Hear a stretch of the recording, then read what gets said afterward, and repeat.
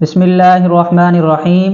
امام ابو داؤد سجستانی رحمۃ اللہ علیہ فرماتے ہیں، جو صحاح ستہ کے مصنفین میں سے ایک ہیں، وہ فرماتے ہیں میں نبی کریم صلی اللہ علیہ وسلم کی 5 لاکھ احادیث کو جمع کیا ہے، 5 لاکھ احادیث لکھی ہیں، پھر اس میں سے 4800 احادیث کا انتخاب کیا، ان 4800 حدیثوں کو اپنی کتاب سنن ابی داؤد میں جمع کیے ہیں، پھر ان 4800 حدیث کا نچوڑ اور خلاصہ نکالا ہے 4 حدیثیں۔ یہ 4 حدیثیں ذخیرہ احادیث میں بنیادی حیثیت رکھتی ہیں۔ جو شخص ان 4 حدیثوں پر عمل کر لے گویا کہ اس نے پورے دین پر عمل کر لیا ہے۔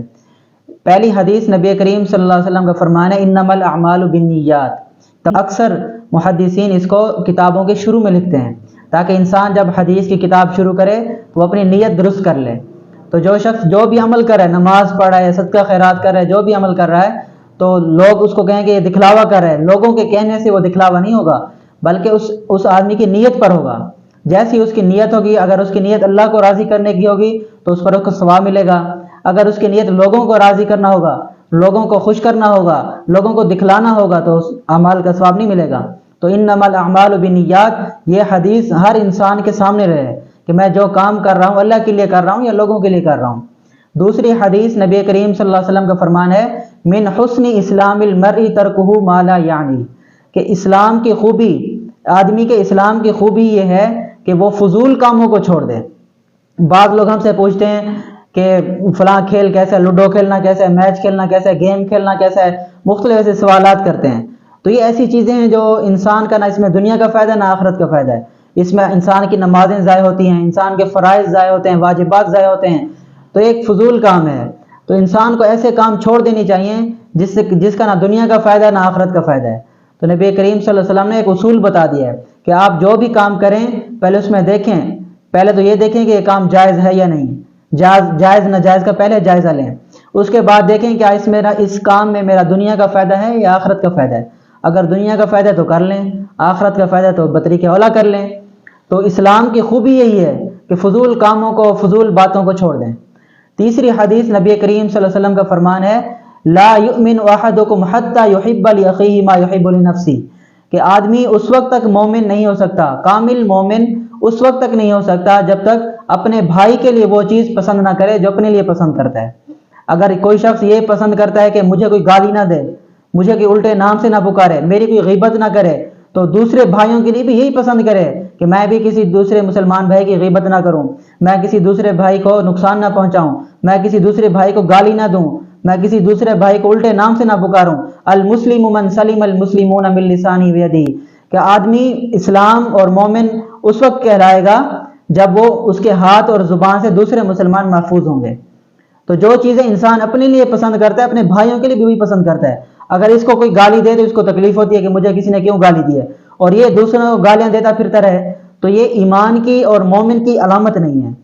تو یہ بھی ایک اصول نبی کریم صلی اللہ علیہ وسلم نے سمجھا دیا ہے کہ آدمی اپنے بھائی کے لیے بھی وہی چیز پسند کرے جو اپنے لیے پسند کرتا ہے۔